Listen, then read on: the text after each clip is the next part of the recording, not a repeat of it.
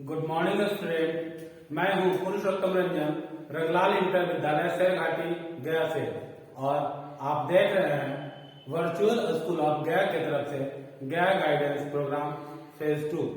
मैं लेकर आया हूं आपके लिए 11वीं कक्षा का पाठ्य पुस्तक भौतिक भूगोल के मूल सिद्धांत, और आज का पाठ विषय जो है, चैप्टर जो है वह है महासागरीय जल। प्यारे बच्चों, जैसा कि आप जानते हैं कि इस धरातल के 71% भाग पर जल है, अर्थात जलीय भाग से घिरा हुआ है पृथ्वी, जो कि 71% भाग है। शेष 29% भाग पर स्थलीय भाग है, जिस पर पहाड़, स्थल, मैदान और भी अन्य स्थलाकृतियां हैं जो मानव बसाव के लिए या फिर उसके जीवन यापन के लिए उपयुक्त मानी जाती है। लेकिन आज हम बात करेंगे महासागरीय जल की, जो कि अधिकांश भाग को घेरे हुए है। इस चैप्टर को पूरा करने के पहले कई छोटे छोटे पाठ्य बिंदुओं के रूप में इसे बांटा गया है। आज के मुख्य पाठ्य बिंदुओं पर हम नजर डालते हैं, तो देखते हैं कि आज का जो मुख्य पाठ्य बिंदु है वह है सबसे पहले जल चक्र के बारे में। जल चक्र है क्या, जल चक्र कैसे पूरा होता है, इसके बारे में हम विस्तृत रूप से अध्ययन करेंगे। दूसरा पाठ्य बिंदु है महासागरीय आधा स्थल का उच्चावच, रिलीफ फीचर, इसको हम लोग कह सकते हैं। महासागरों के रिलीफ के बारे में पढ़ेंगे। महासागर का नीतल को कौन कौन से नाम से जानते हैं, उनको कितने भागों में बांटा गया है, इसकी चर्चा हम करेंगे। तीसरा जो पाठ्य बिंदु है वह है महासागरीय आधा स्थल का विभाजन। उन्हें विभिन्न भागों में बांट करके अध्ययन किया गया है, जिसमें सबसे पहला है महाद्वीपीय शेल्फ, दूसरा है महाद्वीपीय ढाल, तीसरा गंभीर सागरीय मैदान, चौथा महासागरीय दल। इसके बाद हम चर्चा करेंगे उच्चावच की लघु आकृतियां, जिनमें शामिल होगा मध्य महासागरीय तटक, समुद्री टीला, जलमग्न कैनियन, निमग्न घाटियां और प्रवाल द्वीप। इसके बाद जो आज का पाठ बिंदु होगा महासागरीय जल का तापमान। चूंकि जल बहुत बड़े भाग में फैला हुआ है, स्वाभाविक है कि संपूर्ण भागों में जल का तापमान एक समान नहीं होगा। तो जल के तापमान को प्रभावित करने वाले कौन कौन से कारक हैं, इनकी चर्चा भी आज हम करेंगे। तापमान के वितरण को प्रभावित करने वाले कौन कौन से कारक हैं, कौन से मुख्य फैक्टर हैं जो कि महासागरीय जल के तापमान को प्रभावित करते हैं, इनके बारे में अध्ययन करते हैं। तब हम पाते हैं कि पहला कारक के रूप में अक्षांश को शामिल किया गया है, दूसरा कारक है वह स्थल और जल का असमान वितरण, तीसरा सनातन पवने, और चौथा महासागरीय जलधारा है, जो कि महासागरीय तापमान को प्रभावित किया करती है। इसके बाद हम लोग जानेंगे तापमान का लंबवत और क्षैतिज वितरण किस प्रकार है। आठवां जो पाठ्य बिंदु है वह है महासागरीय जल की लवणता।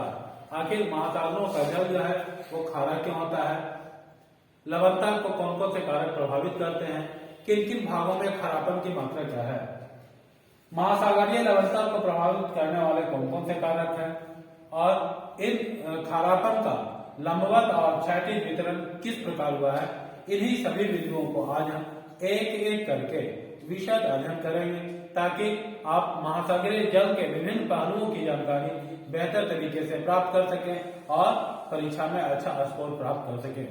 पहले बच्चों, आज का जो विषय है काफी रुचिकर होने वाला है, काफी इंटरेस्टिंग है। आपने देखा होगा बचपन में जब आप कम उम्र के थे, छोटे थे, पानी की बूंदें आपको अपनी ओर आकर्षित किया करता था। बरसात में आप भीग करके उसका आनंद उठाए होंगे। पुनः वह बहता हुआ पानी नदी नाला में गया, नदी नालों से बहता हुआ बड़े जो जल स्रोत है महासागरों की ओर जाता है। महासागरों के द्वारा या फिर धरातल पर जो एक स्थान और दूसरे स्थान पर जो जल इकट्ठा रहता है वो जल वाष्प के रूप में बदल करके वायुमंडल में जाता है, संघनन की क्रिया होती है, तत्पश्चात वर्षा होती है और पुनः वह धरातल पर पुनः आ जाता है। इस प्रकार से एक जल चक्र पूरा होता है। धरती पर आप जानते होंगे कि जल ही एक ऐसा स्रोत है, जल ही एक ऐसा है पदार्थ जो कि तीनों अवस्थाओं में पाया जाता है। जल द्रव के रूप में भी है, जल ठोस रूप में भी है और जल गैसीय रूप में भी है। जब गैसीय रूप में यह परिणत हो जाता है तब इसी को हम लोग जल वाष्प कहते हैं, इसी को हम लोग आर्द्रता कहते हैं। यह वायु में मिल जाता है, हवा को नम कर देता है, उसमें मिल करके उसकी आर्द्रता को बढ़ा देता है। आपने महसूस किया होगा ग्रीष्मकालीन दिवस में हवा में नमी की मात्रा कम हो जाया करती है, कपड़े जल्दी ही सूख जाते हैं। इसके विपरीत बरसात के दिनों में या फिर ठंड के दिनों में जब कोहरा छाया हो जाता है तब आपका कपड़ा जो धोया हुआ है वो जल्दी नहीं सूख पाता है। आखिर क्या कारण है? आपने सही अंदाजा लगाया होगा कि इसका सही कारण है वायु में नमी की मात्रा। तो आज हम इसके बारे में अध्ययन करेंगे। अब आप जल के बिना धरती पर किसी भी जीव के जीवन की कल्पना कर सकते हैं? जवाब होगा नहीं। जल के बिना कोई भी प्राणी जीवित नहीं रह सकता है, चाहे वह छोटा सा चींटी हो या फिर विशालतम प्राणी हाथी या बैल। तो ये जल सबके लिए आवश्यक है। जल ही जीवन है ऐसा कहा जाता है। प्रत्येक जीवों के लिए जल एक आवश्यक घटक है, एक आवश्यक कंपोनेंट है। इसके बिना जीवन की कल्पना ही करना संभव नहीं है। हम सौभाग्यशाली हैं कि हम जिस धरती पर रहते हैं वहां पर जल उपलब्ध है और हम इसका सेवन करते हैं। जल हमारे सौर मंडल का दुर्लभ पदार्थ है। दुर्लभ किसको कहा गया है? जो रेयर है, जो आसानी से प्राप्त नहीं होता है। हाँ, तो जल काफी ही दुर्लभ है। सूर्य और जो दूसरे ग्रह हैं वहां पर जल नहीं पाया जाता है और यही कारण है कि वहां पर जीवन संभव नहीं है। सौभाग्य से पृथ्वी के धरातल पर धरल जो है जल की आपूर्ति प्रचुर मात्रा में है। प्रचुर की क्या है? एनफ जिसको हम लोग कहते हैं, जरूरत से ज्यादा। हाँ, सावधानी पूर्वक इसका उपयोग करना है। यह जल भी जो उपलब्ध है वो संपूर्ण जो भाग है वो पीने के लायक नहीं है, कुछ भाग ही पीने के लायक है। शेष जल खारा जल के रूप में है और वह महासागरों में विद्यमान है। जल की अधिकता के कारण ही पृथ्वी को नीला ग्रह के रूप में जाना जाता है। आपने यहाँ पर देखा होगा द ब्लू प्लैनेट लिखा हुआ है। ये जल की उपस्थिति के कारण दूसरे ग्रहों से या अंतरिक्ष से धरती को देखने पर यह नीला रंग का दिखाई पड़ता है। इसलिए धरती को क्या कहा गया है? नीला ग्रह, ब्लू प्लैनेट कहा गया है। अब अगले स्लाइड में देखते हैं किस प्रकार ये जल चक्र पूरा होता है। यहाँ पर एक डायग्राम बनाया हुआ है। वाष्पीकरण हो रहा है, नदी, नाला, पर्वतीय भाग, मेघ, पुनः वो जल जो है वर्षा के रूप में नीचे की ओर आ रहा है। आपने एक प्रार्थना सुना होगा, हर देश में तू, हर वेश में तू, तेरा नाम अनेक तू एक ही है, तेरी रंग भूमि यह विश्व धरा, सब मेल में खेल में तू ही तो है। हम जल को ही भगवान मान लेते हैं। हर मेल में, हर खेल में जल ही है। इसके बिना जीवन की कल्पना हम नहीं कर सकते हैं, क्योंकि यह हर रूप में, तीनों रूप में विद्यमान है। लिक्विड रूप में भी है, गैसीय अवस्था में भी है और यह ठोस रूप में भी विद्यमान है। ये जल चक्र देख रहे हैं कि किस प्रकार पूरा होता है। बादल से गिरा जल होकर के फिर नहर बनी, नदियां गहरी, तो ये सारा कुछ तो जल का ही है, जल का ही स्रोत है। चाहे बादल हो, वर्षा हो, नदी का जल हो, झील का पानी हो, और यह जीवनदायी है। जल एक चक्रीय संसाधन है, क्योंकि ये एक साइकिल में पूरा हो जाता है, ठोस से द्रव, द्रव से गैस और गैस से पुनः द्रव के रूप में। महासागर से धरातल पर और धरातल से महासागर तक ये पहुंचते रहता है। जल चक्र पृथ्वी पर और इसके नीचे ऊपर के वायुमंडल में जल के संचलन की व्याख्या करता है। और यह जल चक्र आज शुरू नहीं हुआ, करोड़ों वर्ष से जब धरती बनी और उसके बाद से जीवन की उत्पत्ति शुरू हुई, तब से ही जल चक्र लगातार होते रहा है। और ऐसा है कि हम इसके बारे में अंदाजा ही नहीं, यह वैज्ञानिक तथ्य है कि ये जल आने वाले समय में विद्यमान रहता रहेगा, क्योंकि इसका नाश तो हो नहीं रहा है। तीनों रूप में है, द्रव के रूप में, फिर गैस के रूप में, फिर ठोस के रूप में, तो ये चक्रीय अवस्था में गुजरते रहेगा। जल पृथ्वी पर जीवन के अस्तित्व के लिए सबसे जरूरी चीज है। इसके बिना जीवन की कल्पना नहीं कर सकते हैं। हाँ, यह बात भी सच है कि धरती पर अलग अलग भागों में जल का वितरण एक समान नहीं है। अर्थात हम कह सकते हैं किसी किसी भाग में जल अधिक मात्रा में फैला हुआ है, किसी किसी भाग में जल की मात्रा कम है। आप ध्यान दीजिए ग्लोब पर थोड़ा। हम देखते हैं कि इस ग्लोब को दो भागों में बांटा जा सकता है, उत्तरी गोलार्ध और दक्षिणी गोलार्ध। उत्तरी गोलार्ध को स्थलीय गोलार्ध कहा जाता है, क्योंकि स्थल का भाग वहां पर अधिक है। इसके विपरीत जब हम देखते हैं दक्षिणी गोलार्ध की बात करते हैं तो वह जल गोलार्ध के रूप में जाना जाता है, क्योंकि जलीय भाग उस क्षेत्र में अधिक है। अब गोलार्ध के रूप में जब हम देखते हैं तो निश्चित रूप से ये पता चल जा रहा है कि दक्षिणी गोलार्ध में जल की मात्रा अधिक है बनिस्बत की उत्तरी गोलार्ध के। बहुत से क्षेत्रों में यह सीमित मात्रा में उपलब्ध है। जल चक्र पृथ्वी के जलमंडल में विभिन्न रूपों में है, गैस, तरल और ठोस में। इसका संबंध महासागरों, वायुमंडल और भूपृष्ठ जिसे हम अर्थ सरफेस बोलते हैं, जीवों के बीच जल के सतत आदान प्रदान से भी है। जल जो है हमेशा वो आदान प्रदान जीवों के बीच में लगा हुआ है। हम जल पीते हैं, हमारे शरीर से जल का उत्सर्जन भी होता है, पुनः वह उत्सर्जित जो जल है जलवाष्प के रूप में वायुमंडल में जाता है। अधिक ऊंचाई पर जाने के बाद वह पुनः संघनित होता है, वर्षा की बूंदों के रूप में पुनः धरती पर आता है। तो इस प्रकार ये जल चक्र हमेशा चलता रहता है। अब हम देखते हैं जल चक्र के प्रमुख घटक कौन कौन से हैं और कौन कौन सी प्रक्रियाएं हैं जिनके द्वारा जल चक्र पूरा होता है। सबसे पहले हम देखते हैं पहला घटक के रूप में महासागरों में संग्रहित जल। जल का वह भाग जो कि महासागरों में संग्रहित है, वहां पर कलेक्टेड है, वहां पर जमा है। प्रक्रिया कौन कौन सी वहां पर चालू है? तो वहां पर वाष्पोत्सर्जन की क्रिया चालू है, वाष्पीकरण की क्रिया हो रही है और उदरपातन की क्रिया हो रही है। उदरपातन क्या है कि जब जल जो है सीधे वाष्प रूप में बदल करके जल के रूप में बदल जाता है तब उसको हम लोग उदरपातन करते हैं।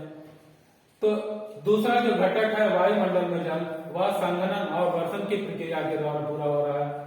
हिम एवं बर्फ में पानी का संग्रहण, हिम पिघलने पर नदी नालों के रूप में बहता है। धरातलीय जल का बहाव, जल धारा के रूप में ताजा जल संग्रहण और जल रिसाव। फिर है भौम जल संग्रहण। भौम जल संग्रहण कहते हैं धरातल पर जो जल संग्रहण है। भौम जल का विसर्जन और झरना के रूप में, जिसे हम स्प्रिंग के रूप में जानते हैं, झरना कहते हैं। पुनः यहाँ पे बनाया गया है जो डायग्राम है उसमें आप उसको भली भांति देख रहे हैं किन किन रूपों में यह देखा जा रहा है। आप यहाँ पर देख पा रहे होंगे बादलों को, यहाँ पर संघनन की क्रिया हो रही है, संघनन के बाद में वर्षण की क्रिया हो रही है, ढाल के द्वारा ये नीचे महासागरों में मिलता है। जमीन में रिच करके धीरे धीरे वो टैप वाटर को जमीन के अंदर में चला जा रहा है, जिसे हम हैंड पंप के द्वारा या फिर कुआं के द्वारा या आर्टिजन वेल के द्वारा हम धरातल को प्राप्त करते हैं, जो कि पीने के लायक पानी होता है। तो इस प्रकार पृथ्वी के विभिन्न भागों में वर्षा जल के रूप में और वाष्पोत्सर्जन के द्वारा जल चक्र के पूरा होते हुए हम लोग देख पा रहे हैं। पृथ्वी के 71% भाग पर जल है जो महासागरों में पाया जाता है। शेष भाग हिम नदियों में, पर्वत ऊंचे ऊंचे चोटियों पर, भूमिगत जल के रूप में, मिट्टी की आर्द्रता के रूप में, नदियों के रूप में, झरनों के रूप में पाया जाता है। धरातल पर गिरने वाले जल का लगभग 59% भाग जो है महासागरों और अन्य स्थानों से वाष्पित सर्जन के द्वारा वायुमंडल में चला जाता है और शेष भाग धरातल पर बहता है। बहते हुए जल का कुछ भाग मिट्टी के द्वारा अवशोषित हो जाता है, वो अंडरग्राउंड वाटर के रूप में भूमिगत हो जाता है, समा जाता है, जो कि हमारे जीवन यापन के लिए काफी ही महत्वपूर्ण है। उल्लेखनीय है कि पृथ्वी पर नवीकरणीय योग्य जल निश्चित मात्रा में है, जबकि मांग तेजी से बढ़ती जा रही है। हमारी आबादी तेजी से बढ़ रही है और बढ़ती आबादी की विभिन्न आवश्यकताओं की पूर्ति के लिए जरूरी है जल। पेयजल के रूप में मानवीय विभिन्न क्रियाकलापों के लिए जल की आवश्यकता होती है। तो यह जल विभिन्न भागों में स्थानिक और कालिक दोनों रूप में जल संकट पैदा कर रही है। अत्यधिक दोहन की वजह से धरातल पर जल संकट की स्थिति उत्पन्न हो रही है। अब आप देख रहे हैं कि पहले जितना वो गहरा बोर किया गया था जमीन के अंदर में 30 फीट पर, मान लिया जाए कि वो आपके आसपास वाले क्षेत्रों में 30 फीट पर पानी की सतह उपलब्ध थी, तो अब वो और थोड़ा गहरा हो गया है। कारण हमने उस जल को खींच लिया, अब उसका लेवल और नीचे जा रहा है। आने वाले वर्षों में तो और ये स्थिति ज्यादा ही भयंकर होगी।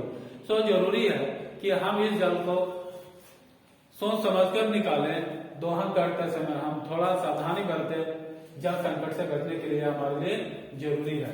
आप चाहें तो जल की मात्रा की वृद्धि भी कर सकते हैं।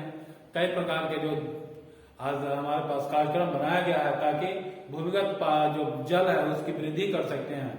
रेन वाटर हार्वेस्टिंग, राजस्थान में हरियाली कार्यक्रम और भी बहुत सा कार्यक्रम चलाया गया जिसके द्वारा भूमिगत जल को रिचार्ज करने की प्रक्रिया अपनाई गई है।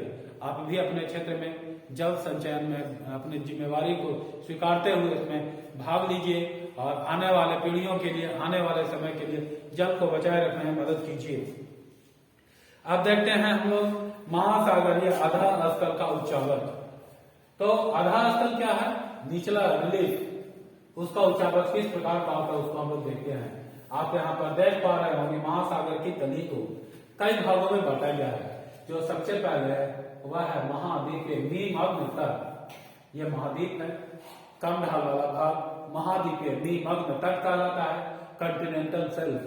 फिर है महाद्वीपीय निमग्न ढाल, ये स्लोप है, महाद्वीपीय स्लोप, इसको हम लोग बोल सकते हैं कॉन्टिनेंटल स्लोप कहते हैं। फिर है महासागरीय मैदान, फिर देखते हैं भूगर्भ के रूप में सबसे गहरी खाई के रूप में ट्रेंच, फिर है समुद्र का सतह जो है ऊपर जो लेवल है। तो ये हमारा महासागरीय आधा स्थल है। महासागर पृथ्वी की बाहरी परत में वृहद गर्त में स्थित है। इस खंड में हम पृथ्वी के महासागरीय बेसिन की प्रकृति और उसकी भू आकृति का अध्ययन करेंगे। महाद्वीप के विपरीत महासागर एक दूसरे में इतने स्वाभाविक ढंग से विलय हो जाते हैं कि उनका सीमांकन करना संभव नहीं हो पाता है। अर्थात एक सागर दूसरे सागर में इस कदर मिल जाता है कि हम ये नहीं पता लगा पाते हैं कि अमुक सागर कहाँ तक स्थित है। क्योंकि जल का लेवल एक समतल हो जाता है तो पता ही नहीं चल पाता और उसमें कोई लिमिटेशन करने की प्रक्रिया को हम पूरा नहीं कर पाते हैं। भूगोलवेत्ताओं ने महासागरों को 5 भागों में बांटा है। हम कह सकते हैं कि महासागरों की संख्या 5 है, 5 भागों में बटा हो जाएगी, 5 नाम से जाना जाएगा। तो धरती पर 5 महासागर है। आप उन महासागरों का नाम बता सकते हैं? हाँ, उन महासागरों में शामिल है प्रशांत महासागर, अटलांटिक महासागर, हिंद महासागर, दक्षिणी महासागर एवं आर्कटिक महासागर। अनेक समुद्र हैं, खाड़ियां हैं, गल्फ हैं और दूसरे निवेशिकाओं के रूप में इन 5 महासागरों के कई भाग स्थित हैं। 5 बड़े महासागरों को इनमें समाहित किया गया है। अब महासागर के आधा स्थल के प्रमुख भाग जो है समुद्र तल के नीचे 3 से लेकर के 6 किलोमीटर तक ही पाए जाते हैं। मैंने पहले दिन स्थलीय भाग का नाम बताया महासागरीय नितल का, वो 3 से लेकर के 6 किलोमीटर तक ही पाए जाते हैं, जिनमें है महाद्वीपीय ढाल जो है सेल्फ। महासागरों के जल के नीचे महासागरीय आधा स्थल भूमि पर पाए जाने वाले लक्षणों की अपेक्षा जटिल और विभिन्न प्रकार के लक्षणों को प्रदर्शित करती है। आप यहाँ पर देख रहे हैं चित्र संख्या 13.2। महासागरों की तली में विश्व की सबसे बड़ी पर्वत श्रृंखला, सबसे गहरे गर्त और सबसे बड़े मैदान होने के कारण ये उबड़ खाबड़ होते हैं। इसका सतह समतल नहीं है, नीतल उसको हम लोग कहते हैं। सतह न कह के नीतल कहें, महासागरीय नीतल समतल नहीं है, कहीं ऊंचा है कहीं नीचा है। क्योंकि यह अलग अलग आकृतियों युक्त वाला है तो ये उबड़ खाबड़ होते हैं। महाद्वीपों पर पाए जाने वाले लक्षणों की तरह यह भी विवर्तनिक हलचलों, ज्वालामुखी घटनाओं और निक्षेपण की क्रियाओं से बने हुए हैं। आप यहाँ पर देख पा रहे हैं महाद्वीपीय गर्भ, महाद्वीपीय ढाल को दिखाया गया, महाद्वीपीय उभार को दिखलाया गया, गंभीर समुद्री खाई यहाँ पर दिखलाया गया है, पहाड़ी भाग को दिखलाया गया है समुद्र के अंदर, यहाँ पर भूप्रपटी में यहाँ पर रिफ्ट को दिखलाया गया। तो विभिन्न प्रकार की जो हस्ताकृतियां समुद्र के अंदर पाई जाती हैं वो धरातल को असमतल बना देती है, उबड़ खाबड़ बना देती है, जो कि ज्वालामुखी क्रियाओं, प्लेट टेक्टोनिक्स की जो हलचलें होती हैं उनके वजह से और निक्षेपण के द्वारा प्रभावित होती हैं। महासागरीय आधा स्थल का विभाजन, इसे विभिन्न भागों में बांटा गया है।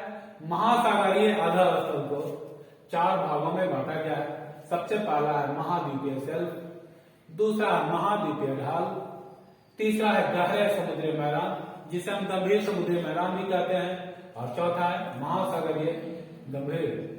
इस विभाजन के अलावे महासागर की तली पर कुछ छोटे और बड़े कई उच्चावच संबंधी लक्षणों को भी देखा जाता है, जिनमें छोटी छोटी पहाड़ियां, कटक, समुद्री टीला, निमग्न द्वीप, खाइयां और खड्ड शामिल हैं। अब हम आगे देखते हैं महाद्वीपीय शेल्फ को, एक एक करके चारों का अध्ययन करेंगे हम लोग। तो सबसे पहला क्रम में महाद्वीपीय शेल्फ आता है।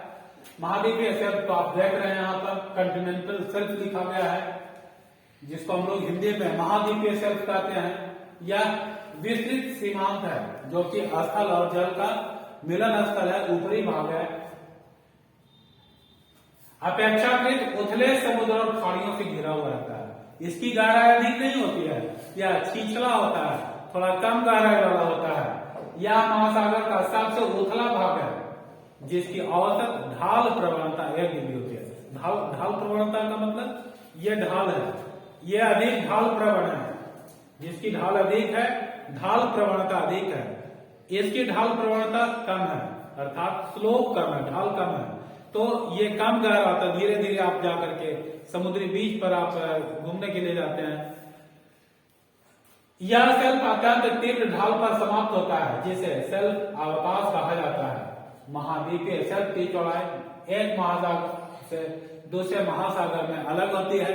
महाद्वीपीय शेल्फों की औसत चौड़ाई 80 किलोमीटर तक होती है। कुछ स्थानों के साथ कुछ सीमांत में शेल्फ होते ही नहीं है, या होते भी हैं तो संकीर्ण होते हैं, पतला होता है, कम जगह वाला होता है। जैसे कि चिली के तट पर और सुमात्रा के पश्चिमी तट पर। इसके विपरीत आर्कटिक महासागर में साइबेरियन शेल्फ विश्व में सबसे बड़ा है, जिसकी चौड़ाई 1500 किलोमीटर है। दुनिया का सबसे विशालतम शेल्फ। शेल्फ की गहराई भी अलग अलग होती है। कुछ स्थान पर यह मीटर में होता है तो कुछ स्थान पर यह सैकड़ों मीटर में होता है। 60 मीटर से लेकर के 30 मीटर से लेकर के 600 मीटर की गहराई तक यह पाया जाता है। महाद्वीपीय शेल्फ पर अवसाद की मोटाई भी अलग अलग होती है। अवसाद सेडिमेंट यानी बाहर से जो इसमें तलछट जमा होता रहता है, उसकी भी मोटाई अलग अलग स्थानों पर अलग अलग होती है। यह अवसाद भूमि से नदियों के द्वारा, हिम नदियों के द्वारा या पवन के द्वारा लाकर जमा किए जाते हैं। तरंगों और धाराओं के द्वारा एक स्थान से दूसरे स्थान तक पहुंचाए जाते हैं। महाद्वीपीय शेल्फ पर दूसरा है गंभीर सागरीय मैदान। गंभीर सागरीय मैदान महासागरीय बेसिन में मंद ढाल वाले क्षेत्र होते हैं, कम ढाल वाला क्षेत्र है। ये विश्व के सबसे चिकने और सबसे सपाट भाग हैं। इसकी गहराई 3000 से लेकर के 6000 मीटर तक होता है। यह मैदान महीन कण वाले अवसाद से सिल्ट से ढके हुए रहते हैं। तीसरा महासागरीय गर्त। यह महासागर के सबसे अधिक गहराई वाले भाग हैं, जिसकी गहराई 3 किलोमीटर से लेकर के 5 किलोमीटर तक होती है। यह महाद्वीपीय ढाल के आधार पर सभी द्वीपीय चाप के पास स्थित होता है। यहाँ पर सक्रिय ज्वालामुखी और प्रबल भूकंप वाले क्षेत्रों में नहीं पाया जाता है। यही कारण है कि प्लेटों के संचलन के अध्ययन के लिए यह काफी महत्वपूर्ण है। अभी तक संपूर्ण विश्व में कहें कि कुल 57 गर्तों को खोजा गया है, जिसमें से 32 प्रशांत महासागर में, 19 अटलांटिक महासागर में और 6 हिंद महासागर में स्थित हैं। अब उच्चावच की कुछ लघु आकृतियां हैं। इन लघु आकृतियों में सबसे पहला है मध्य महासागरीय कटक। आप चित्र में यह देख पा रहे होंगे, यह महासागरों में कटक के रूप में, कटक माने ऊंचा उठा हुआ एक दीवार जैसा आकृति, जो कि अत्यधिक ऊंचा नहीं होता है, हल्का ऊंचा सा भाग। मध्य महासागरीय कटक पर्वतों की 2 श्रृंखलाओं के द्वारा बना होता है, जो एक विशाल अवनमन द्वारा अलग किए गए होते हैं। इन पर्वत श्रृंखलाओं की शिखर की ऊंचाई 2500 मीटर तक हो सकती है। इनमें से कुछ समुद्र की सतह तक भी पहुंच जाती है। इसकी ऊंचाई जो होती है समुद्र की सतह तक भी पहुंच सकती है। उदाहरण के रूप में आइसलैंड है, जो कि मध्य अटलांटिक कटक का ही भाग है। इसके बाद हम देखते हैं समुद्री टीला को। यह नुकीले शिखर वाला एक पर्वतीय भाग है, जो समुद्री तली से ऊपर की ओर उठता है, लेकिन महासागरों के सतह तक नहीं पहुंचता है। समुद्री टीले ज्वालामुखी के द्वारा उत्पन्न होते हैं। ये 3000 से 4500 मीटर की ऊंचाई तक पहुंच जाते हैं। एम्पेरर समुद्री टीला जो कि प्रशांत महासागर में है, हवाई द्वीप समूह का विस्तार है, इसका एक अच्छा उदाहरण है। इसके बाद में सबसे सपाट जलमग्न कैनियन, जलमग्न का अर्थ हुआ जल में डूबा हुआ। ये गहरी घाटियां हैं जिसमें कुछ की तुलना कोलोराडो नदी की ग्रैंड कैनियन से की जा सकती है। ये मुहाने की ओर विस्तृत होकर महाद्वीपीय शेल्फ और ढाल को आर पार काटती हुई नजर आती है। हडसन की जो खाड़ी है, हडसन कैनियन दुनिया की सबसे गहरी कैनियन मानी जाती है। फिर है निमग्न द्वीप, यह चपटे शिखर वाले समुद्री शिखर हैं। इन चपटे शिखर वाले जलमग्न पर्वतों के बनने की अवस्थाएं क्रमिक अवतरण के कारण साक्ष्यों द्वारा प्रदर्शित होते हैं। अकेले प्रशांत महासागर में लगभग 10,000 से अधिक समुद्री टीले और निमग्न द्वीप मिलते हैं। इसके बाद में हम देखते हैं अगली आकृति को, जो है प्रवाल द्वीप, अंग्रेजी में इसे हम एटॉल के नाम से जानते हैं। प्रवाल जो है एक संघचारी जीव है जो कि समूह में निवास करता है और मरने के बाद चट्टान के रूप में परिणत हो जाता है। या उष्णकटिबंधीय महासागरों में पाए जाते हैं। प्रवाल भित्तियों से युक्त इस प्रकार की आकृतियां मिलती हैं। यह समुद्र का ही एक भाग हो सकता है। कभी कभी ये साफ, खारे या बहुत अधिक जल को चारों तरफ से घिरे रहते हैं। आप यहाँ पर देख रहे हैं, यह प्रवाल द्वीप के रूप में यहाँ पर उपस्थित है। अब हम महासागरीय जल के तापमान के बारे में जानते हैं। विभिन्न महासागरों में तापमान की स्थानिक भिन्नता पाई जाती है। अलग अलग भाग में तापमान की जो मात्रा है कम या अधिक भी हो सकती है। स्थल की तुलना में जल के तापमान और शीतलन की प्रक्रिया थोड़ी कम होती है, धीरे होती है। लेकिन इन सभी तथ्यों को जानने के पहले हम ये जानें कि तापमान जो है उसको वितरण को प्रभावित करने वाले कौन कौन से कारण हैं। महासागरीय तापमान को प्रभावित करने वाले प्रमुख कारणों में अक्षांशीय स्थिति, जल और स्थल का समान वितरण, इसके बाद में सनातन पवनें और महासागरीय धाराएं हैं। एक एक करके हम सभी के बारे में चर्चा करेंगे। अक्षांश अर्थात भूमध्य रेखा से हम जो जो दूर जाएंगे तापमान वहां पर कम होगा, क्योंकि सूर्य की किरणें वहां पर लंबवत नहीं चमक पाती हैं। ध्रुवों की ओर प्रवेशी सौर विकिरण की मात्रा घटने के कारण तापमान में कमी देखी जाती है। जल और स्थल का असमान वितरण भी तापमान को प्रभावित करती है। उत्तरी गोलार्ध के महासागर दक्षिणी गोलार्ध के महासागरों की अपेक्षा स्थल के बहुत बड़े भाग से जुड़े रहते हैं, जिसके कारण अधिक मात्रा में ऊष्मा ग्रहण करते हैं। पवनें, सनातन पवनें, स्थल से महासागरों की तरफ बहने वाली पवनें महासागरों के सतही गर्म जल को तट से दूर ढकेल देती है, जिसके कारण नीचे का ठंडा जल ऊपर की ओर आ जाता है और तापमान में विभिन्नता को प्रदर्शित करता है। इसके विपरीत तट से दूर जाने वाली पवनें जो हैं या तट की ओर आने वाली जो पवन है तापमान को बढ़ा देती हैं। महासागरीय धाराएं दो तरह की होती हैं, गर्म जलधारा और ठंडी जलधारा। वैसी जलधारा जिसका तापमान कम होता है ठंडी जलधारा कहलाती है। अपेक्षाकृत अधिक तापमान वाले जलधारा को हम लोग गर्म जलधारा के नाम से जानते हैं। गर्म महासागरीय धाराएं जब ठंडे क्षेत्रों में जाती है वहां का तापमान बढ़ा देती है। इसके विपरीत गर्म जलधारा जो है जब ठंडे जलधारा की ओर जाती है तो वहां का तापमान तो बढ़ाती ही है। इसके विपरीत गर्म जलधारा की ओर जब ठंडे जलधारा का प्रवेश होता है तो वहां का तापमान घट जाता है। यह सभी कारक महासागरीय धाराओं के तापमान को प्रभावित करती हैं। निम्न अक्षांश में स्थित समुद्रों का तापमान खुले समुद्रों की अपेक्षा अधिक होता है, जबकि उच्च अक्षांश में स्थित परिवेष्टित समुद्रों का तापमान खुले समुद्रों की अपेक्षा कम होता है। परिवेष्टित यानी बंद महासागरों का तापमान थोड़ा अधिक पाया जाता है।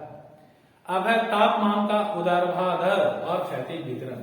ऊर्ध्वाधर मतलब लंबवत वितरण और क्षैतिज वितरण किस प्रकार होता है, इसके बारे में भी जान लेना हम लोगों के लिए लाभदायक होगा, क्योंकि परीक्षा के दृष्टिकोण से हम आज पढ़ रहे हैं तो इसके बारे में भी जानकारी हासिल करते हैं।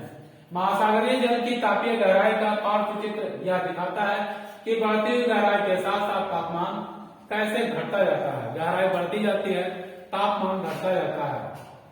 हम लोग इस चित्र के द्वारा इसको हम आसानी से समझ सकते हैं। आप यहाँ पर देख रहे हैं ताप प्रवणता को, समुद्र की गहराई दिखाई गई है, तापमान को दिखलाया गया है। 0 degree centigrade, 4 degree centigrade, 8 degree, इसी तरह से क्रमशः बढ़ते जा रहा है। गहराई को हम नीचे बढ़ाते जा रहे हैं। 0 मीटर, फिर 500 मीटर, 1000 मीटर, 1500 मीटर, 2000, यानी गहराई जो है बढ़ती जा रही है। अब हम जब ध्यान देते हैं तापमान की ओर, यहाँ तापमान हम देखते हैं 0 से लेकर के 500 के बीच में तापमान में गिरावट लगभग न के बराबर देखा जाता है, जबकि 500 से 1000 के बीच में जब गहराई कर जाते हैं तापमान तेजी से गिरता है। 20 के आसपास से आकर के सीधे 4 या 5 डिग्री के आसपास तापमान हो रहा है। तो हम कह सकते हैं कि तापमान का जो ऊर्ध्वाधर वितरण है वो काफी अलग अलग दिखाई पड़ता है। सतह से लगभग 100 से 400 मीटर नीचे प्रारंभ होती है, कई 100 मीटर नीचे तक जाती है। चित्र 13.3 जो कि यहाँ पर है, सीमा क्षेत्र जहां तापमान में तीव्र गिरावट आती है थर्मोक्लाइन कहलाता है। आप देख रहे हैं ये थर्मोक्लाइन, तीव्र गिरावट आ रही है, तापमान 20 डिग्री से अधिक घट करके सीधे 4 डिग्री के आसपास आ रहा है। यही है थर्मोक्लाइन, तापमान में गिरावट। जल के कुल आयतन का लगभग 90% गहरे महासागर में ताप प्रवणता के नीचे पाया जाता है। इस क्षेत्र में तापमान 0 डिग्री सेल्सियस पहुंच जाता है। मध्य और निम्न अक्षांश में महासागरों के तापमान की संरचना सतह से तली की ओर 3 परतों वाली प्रणाली के रूप में समझा जा सकता है। पहली परत गर्म महासागरीय जल की सबसे ऊपरी परत है, जो लगभग 500 मीटर तक पाया जाता है। मैंने पहले भी बताया कि इसकी ऊंचाई नहीं बल्कि गहराई क्या है, सतह से 500 मीटर नीचे तक पाया जाता है। यहाँ तापमान 20-25 डिग्री से 20 डिग्री से 25 डिग्री सेंटीग्रेड के बीच है। जैसा कि आप यहाँ पर देख रहे हैं 20 से अधिक है, 24 से कम है। तो इतना अधिक तापमान कितनी गहराई तक? 0 मीटर से लेकर के, यानी सतह से लेकर के 500 मीटर तक पाई जाती है। उसके बाद उष्ण कटिबंधीय क्षेत्र में यह परत पूरे वर्ष भर उपस्थित रहती है। मध्य अक्षांश में यह केवल ग्रीष्म ऋतु में विकसित होती है। दूसरी परत जिसे ताप प्रवणता परत कहा जाता है, पहली परत के नीचे स्थित होता है। गहराई के बढ़ने के साथ साथ तापमान में तीव्र गिरावट आती है और यह 500 मीटर से लेकर के 1000 मीटर तक देखा जा सकता है। 500 मीटर से 1000 मीटर तक इसकी ढाल अधिक होती है। इससे यह पता चलता है कि तापमान में गिरावट क्या हो रहा है, बहुत ही तेजी से हो रहा है। यहाँ थर्मोक्लाइन की मोटाई 500 से लेकर 1000 मीटर तक होती है। एक और परत है जो कि तीसरी परत के रूप में है। पहली परत को आप यहाँ देख रहे हैं, ये दूसरी परत हुई और ये तीसरी परत। तो तीसरी परत में इसकी जो तापमान जो होती है और भी तेजी से घटती जाती है। तीसरी परत बहुत अधिक ठंडी होती है और गंभीर महासागरीय तली तक विस्तृत होती है। आर्कटिक और अंटार्कटिक द्वीप में सतही जल का तापमान 0 डिग्री सेंटीग्रेड के निकट होता है और इसलिए गहराई के साथ साथ तापमान में परिवर्तन बहुत ही कम होता है। यहाँ ठंडे पानी की केवल एक परत पाई जाती है जो सतह से गंभीर महासागरीय तली तक विस्तृत होते हैं। क्योंकि ऊपर का तापमान भी वहां कम है तो नीचे का भी तापमान भी कम होगा। क्योंकि ऊपर का तापमान ही 0 है तो नीचे का तापमान और कितना नीचे पहुंच पाता है। अब महासागरों की सतह के जल का औसत तापमान लगभग 27 डिग्री सेंटीग्रेड होता है। कुल जल का तापमान जो होगा लगभग 27 डिग्री सेंटीग्रेड है।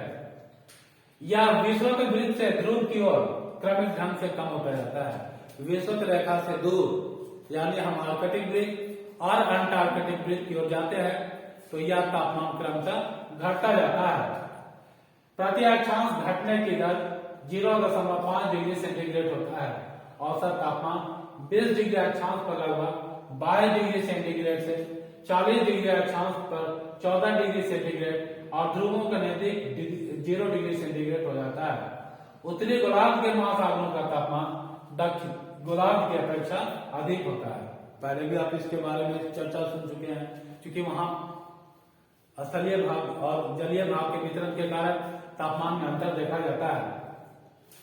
उच्च तापमान विश्व के वृत्त पर नहीं बल्कि इसे कुछ उत्तर की तरफ दर्ज किया जाता है। उत्तरी और दक्षिणी गोलार्ध का औसत वार्षिक तापमान 19 डिग्री सेंटीग्रेड और 16 डिग्री सेंटीग्रेड के आसपास होता है। यह भिन्नता उत्तरी और दक्षिणी गोलार्ध में स्तर और जल के असमान वितरण के कारण होता है। जैसा कि आप चित्र 13.4 में देख रहे हैं, महासागरीय सतह के तापमान के स्थानिक प्रारूप को दिखलाया गया है। अब आप देखिए चित्र 13.4, महासागरीय तापमान को रेखा के समान तापमान वाली रेखा से दिखलाया गया है। यहाँ पर आप देख रहे हैं, यहाँ पर 0 डिग्री अक्षांश जिसको हम लोग बोलते हैं भूमध्य सागर भूमध्य रेखा, और ये 0 डिग्री तापमान, फिर 5 डिग्री तापमान, ये चूंकि ध्रुव प्रदेश के निकट होने की वजह से ये जो 0 डिग्री तापमान वाली रेखा खींची गई है। फिर और हम नजदीक आ रहे हैं तो विषुवत रेखा के 10 डिग्री तापमान वाली समानांतर रेखा, 15 डिग्री तापमान वाली समानांतर रेखा, 20 डिग्री समानांतर तापमान वाली रेखा, और जो जो विषुवत रेखा के नजदीक आ रहे हैं ये समानांतर रेखा अब टेढ़ी मेढ़ी होती जा रही है, यानी तापमान में जो वितरण है एक समान रूप से नहीं हो पा रहा है। तो ये इस रूप में दिखलाया गया है। आप इसे देख करके तापमान के स्थानिक वितरण को समझ सकते हैं। अब हम समुद्र में घुले हुए जल की घनत्व को देखते हैं, नमक की मात्रा को देखते हैं। प्रति किलोग्राम नमक की मात्रा यहाँ पर प्रदर्शित की गई है सारणी 13.4 में।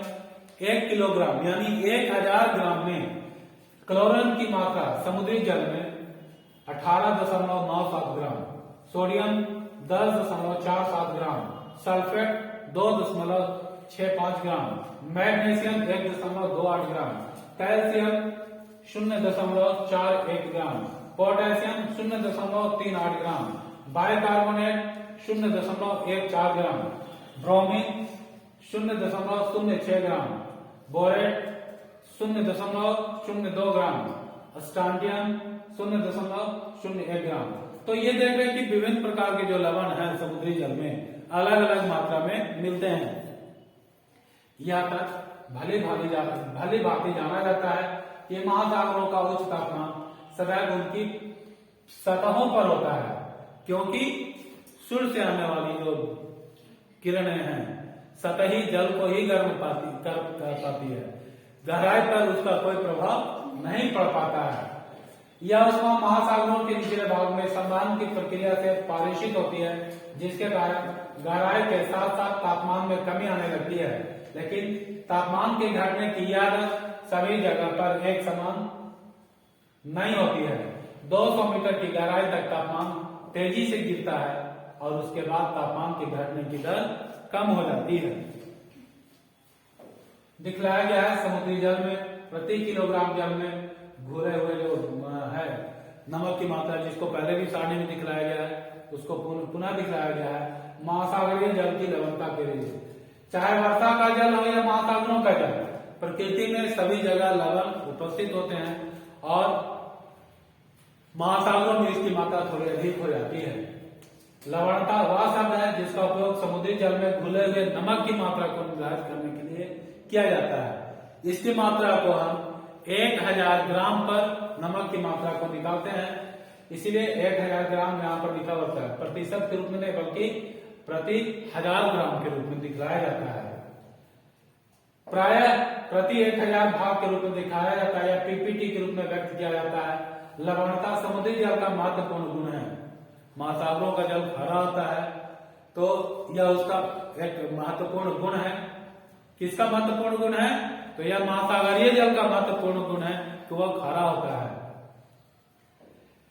24.7 प्रति 1000 ग्राम की लवणता को खारे जल को सीमांकित करने का उच्च सीमा माना गया है। यहाँ पर कुछ अधिक लवणता वाले सागरों का नाम लिखा हुआ है। वहाँ उस जल में नमक की मात्रा का जो 1000 ग्राम में जो मात्रा है उसको दिखाया गया है। मृत सागर जिसे हम डेड सी कहते हैं, उसमें नमक की मात्रा 238 ग्राम प्रति किलोग्राम। आप जानते हैं कि मृत सागर में कोई व्यक्ति डूब नहीं सकता, मर नहीं सकता है। इतना अधिक उसकी वहां पर लवण की मात्रा इतनी अधिक है कि वो डूबने नहीं देता, इसलिए इसका नाम मृत सागर है। महासागरों की सतह से जल की लवणता मुख्यतः वाष्पीकरण और वर्षण पर निर्भर करती है। दूसरा कारण है तटीय क्षेत्र में सतह के जल की लवणता नदियों के द्वारा लाए गए ताजे जल के द्वारा और ध्रुवीय क्षेत्र में बर्फ के पिघलने के कारण निर्धारित होती है। पवन भी जल को एक स्थान से दूसरे स्थान पर बहा के ले जाता है, तो वह भी सागरीय जल की लवणता को प्रभावित करने का एक महत्वपूर्ण कारण है। महासागरीय जल धाराएं भी लवणता को प्रभावित करती हैं। तो हम कह सकते हैं कि विभिन्न कारक हैं जो महासागरीय जल की लवणता को प्रभावित करती हैं। यहाँ पर इस नक्शे में दिखाया गया है विभिन्न स्थान पर जो पाया जाने वाला समुद्र है उसके खारापन की मात्रा को। सैलिनिटी को पीपीटी के रूप में दिखाया गया है, जो रेड कलर का मोर देन 37, जहाँ ये गहरे रंग का लाल है वहाँ 37 प्रति 1000 ग्राम से अधिक नमक की मात्रा पाई जा रही है, लवणता वहां पर अधिक है। जो येलोइश कलर का है या हम लोग उसको कह सकते हैं नारंगी कलर का है, वहाँ 36 से लेकर के 37 प्रति 1000 ग्राम है। फिर इस प्रकार से जो 34 से कम लवणता वाला भाग है वह हल्का ब्लू रंग से दिखाया गया है। खुले महासागर में लवणता जो है 33 से लेकर के 33 प्रति 1000 ग्राम से लेकर के 37 प्रति 1000 ग्राम के बीच होती है। चारों तरफ से घिरे लाल सागर में यह 41 प्रति 1000 ग्राम तक होती है, जबकि आर्कटिक और ज्वार नदियों के मुंह के पास में मौसम के अनुसार लवणता 0 से लेकर के 37 प्रति 1000 ग्राम के बीच में होते रहता है। अर्थात लवणता की मात्रा घटती बढ़ती रहती है। प्रशांत महासागर के लवणता में भिन्नता मुख्यतः इसके आकार और बहुत अधिक क्षेत्रीय विस्तार के कारण होता है। उत्तरी गोलार्ध के पश्चिम भाग में लवणता 35 प्रति 1000 ग्राम से कम होकर के 31 प्रति 1000 ग्राम तक हो जाती है, क्योंकि आर्कटिक क्षेत्र से पिघलने वाली जो हिम राशियां हैं वो जल में मिलकर के उसकी लवणता को कम कर देती है। अटलांटिक महासागर की औसत लवणता 36 प्रति 1000 ग्राम है। उच्चतम लवणता 15 डिग्री से लेकर के 20 डिग्री अक्षांशीय भाग के बीच में दर्ज की गई है, और यहाँ पर 20 डिग्री नॉर्थ से लेकर के 30 डिग्री नॉर्थ, 20 डिग्री वेस्ट से लेकर के 60 डिग्री वेस्ट के बीच में पाई जाती है, जो कि उत्तरी भाग के बढ़ने पर क्रमशः घटती जाती है। उच्च अक्षांश में स्थित होने के बावजूद उत्तरी सागर में उत्तरी अटलांटिक प्रवाह के द्वारा लाए गए अधिक लवणीय जल के कारण अधिक लवणता पाई जाती है। बाल्टिक सागर में समुद्र की लवणता कम होती है, क्योंकि नदियों के द्वारा यहाँ पर काफी मात्रा में जल ला करके मुक्त किया जाता है, जिसके वजह से यहाँ पर सैलिनिटी कम पाया जाता है, नमक का मात्रा कम पाया जाता है, खारापन कम पाया जाता है। जबकि भूमध्य सागरीय भाग में वाष्पोत्सर्जन की क्रिया अधिक होती है, जिसके वजह से वहां पर खारापन की मात्रा अधिक होती है, लवणता अधिक पाया जाता है। हिंद महासागर की औसत लवणता जो है हमारे देश के दक्षिणी भाग में जो हिंद महासागर है उसकी लवणता 35 प्रति 1000 ग्राम है। बंगाल की खाड़ी में गंगा नदी के जल से मिलने से लवणता की प्रवृत्ति कम पाई जाती है। इसके विपरीत अरब सागर की लवणता उच्च वाष्पोत्सर्जन के कारण और ताजे जल की आपूर्ति कम होने के कारण अरब सागर में लवणता अधिक है। अब यहाँ पर चित्र दिखलाया गया 13.5 में महासागरीय जल की लवणता यहाँ पर दिखाया गया है। अलग अलग भागों में इसे भी समान जो रेखाएं खींची गई हैं लवणता वाली समान रेखाओं को खींच करके दिखलाया गया है। जिस स्थान से ये रेखाएं गुजरती हैं वहां पर 34 प्रति 1000 ग्राम की लवणता है। तो इस प्रकार से संपूर्ण विश्व में महासागरों को दिखलाया गया है, ताकि आप इसको देख करके बेहतर तरीके से समझ सकें। अब लवणता का ऊर्ध्वाधर वितरण को हम लोग देखते हैं। ऊपर से नीचे की ओर समुद्री सतह में किस प्रकार लवणता का वितरण पाया जाता है। गहराई के साथ साथ लवणता में परिवर्तन आता है, लेकिन यह समुद्र की स्थिति पर निर्भर करती है। ताजे जल जब इसमें मिल जाते हैं तब यहाँ पर लवणता इसकी कम हो जाती है। गहराई में लवणता लगभग स्थिर हो जाती है, क्योंकि यहाँ पर किसी प्रकार के पानी का ह्रास भी नहीं हो रहा है और न ही नमक की मात्रा में वृद्धि होती है, जिसके वजह से वहां पर यह लगभग स्थिरता होता है। महासागरों की सतही क्षेत्रों में यानी ऊपरी भाग में गहरे क्षेत्रों के तुलना में लवणता में अंतर पाया जाता है। कम लवणता वाला जल उच्च लवणता और घनत्व वाले जल के ऊपर स्थित होते हैं। लवणता प्राय गहराई के साथ साथ बढ़ती जाती है। लवणता साधारणतः गहराई के साथ बढ़ती है और एक स्पष्ट है जिसे हाइड्रोक्लाइड कहा जाता है में तीव्रता से बढ़ती जाती है। एक निश्चित गहराई तक बढ़ती है जिसे हाइड्रोक्लाइड कहा जाता है। लवणता समुद्री जल के घनत्व को प्रभावित करती है और यह महासागरीय जल के स्तरीकरण को प्रभावित करता है। महासागरीय जल को कई स्तरों में यह बांट देता है यदि अन्य कारक स्थिर हों, और समुद्री जल की बढ़ती लवणता उसके घनत्व को बढ़ाती है। उच्च लवणता वाला समुद्री जल प्राय कम लवणता वाले जल के नीचे बैठ जाता है और इसे लवणता का स्तरीकरण और हो जाता है। गहराई में अंतर के साथ साथ कई स्तरों में लवणता युक्त जल को देखा जाता है। यह चैप्टर आज का जो था इसी जगह पर समाप्त होता है। इस चैप्टर के साथ साथ कुछ प्रश्न और उत्तर दे दिए गए हैं, उसके संभावित उत्तरों को भी दिया गया है आदर्श उत्तर के रूप में। तो आप इसको पढ़ करके याद करके इसके कॉन्सेप्ट को बेहतर तरीके से समझ सकते हैं और अधिक अंक प्राप्त कर सकते हैं। गैर गाइडेंस की टीम की तरफ से आप सभी छात्रों को बहुत बहुत धन्यवाद। अगले कक्षा में फिर मिलेंगे, तब तक के लिए जय हिंद।